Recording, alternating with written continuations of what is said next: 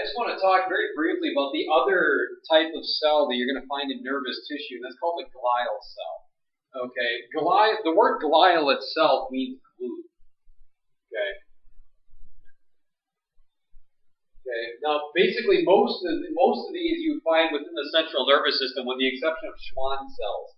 Okay, these glial cells are out in the peripheral nervous system. Okay, but yeah, one thing you have to bear in mind when you talk about the histology or the makeup, the actual tissue makeup of the nervous tissue of the central nervous system. Okay, there's no connective tissue supporting or holding, helping to organize these these nervous structures and these pathways, okay, glial cells. That's why they're called glue, because these help form framework of the central nervous system.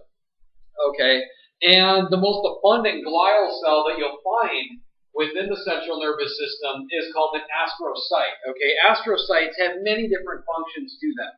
Okay, and those functions can range, again, these, being that they're the most abundant cell, or glial cell, I should say, these make up the kind of the main framework, of the central nervous system. All right, and they have a lot of different functions to them, from forming the blood-brain barrier.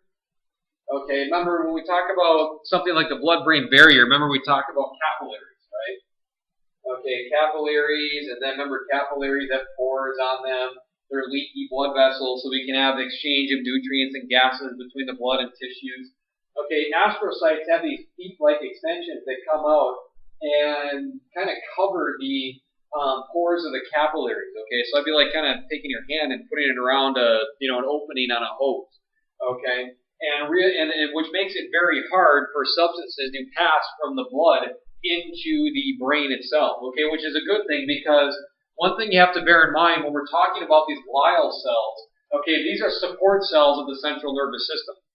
Okay, neurons are very finicky cells. They're very picky cells. They're very sensitive to environmental changes. Okay, the most minute changes in pH, temperature, and pressure could alter or even altogether stop the function of a neuron. Okay, so they need a lot of support, and being that that these astrocytes create a good separation from the blood and the brain. Okay, these other cells are important to have them there. Okay, so this is good because it's hard to get certain agents that could affect the nervous system into the brain. But the drawback of this, if someone does have an infection or some kind of problem, within the brain, and you need to get medication in there, there's only a handful of medications that you can use that can cross the blood-brain barrier.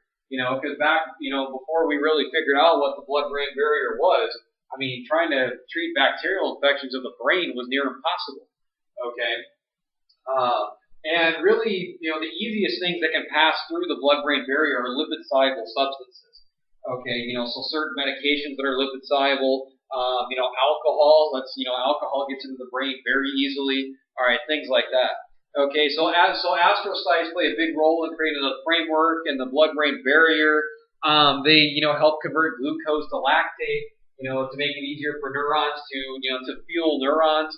Because one thing you have to remember about nerves, neurons they really only have one main fuel source, and that's sugar, your blood sugar, your glucose. Okay, and they don't really metabolize fats and proteins very well. Okay, they can metabolize ketones, ketone bodies, but if neurons are breaking those down for a fuel source, you're in trouble. Okay, you're experiencing a metabolic acidosis, and that's bad. And that's there's definitely a different time and place to talk about that. Okay, so think of glucose as the main food source for neurons, and astrocytes help neurons utilize that food source. Okay, they release nerve growth factors that make it easier for to form synaptic connections between nerves. To form these more complex neural networks. Okay, they'll take up too much potassium, not too much. They'll take up excessive amounts of potassium and the extracellular fluid. Okay, these just play a very integral role in regulating the environment that neurons are found in, so neurons can function properly. Because, like I said, they're very sensitive to changes. Okay, changes in the environment, and astrocytes help to play a big role to maintain the environment that the neurons of the central nervous system are found in.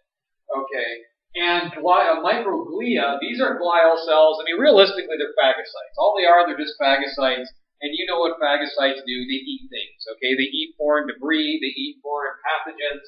Okay, they eat pathogens.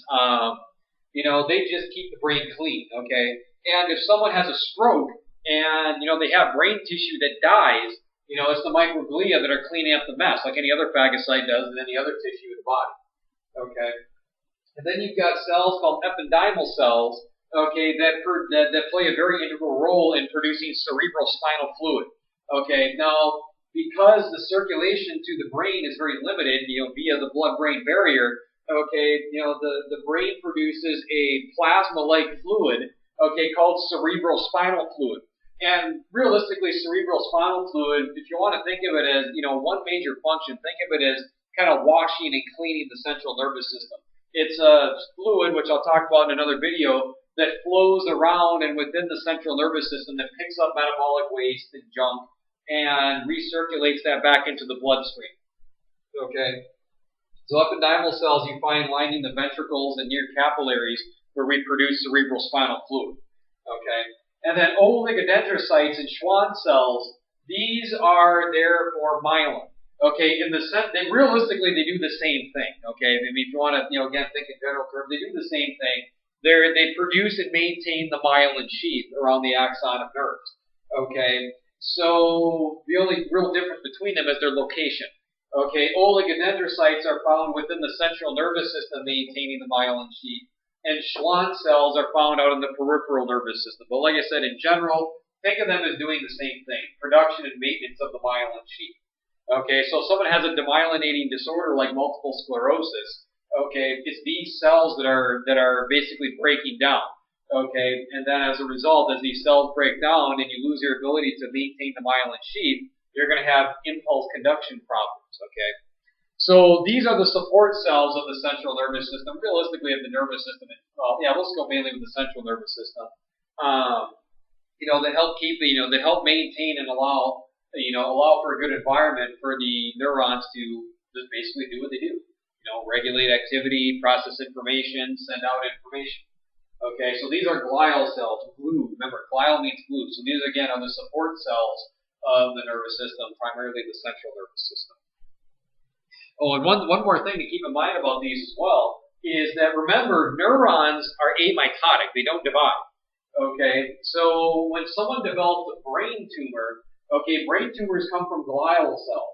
Okay, that's why they're, when you want to, when you're trying to diagnose a brain tumor, if they do a biopsy of it and they take a piece of it, that's why you hear of astrocytomas. Okay, or glioblastomas.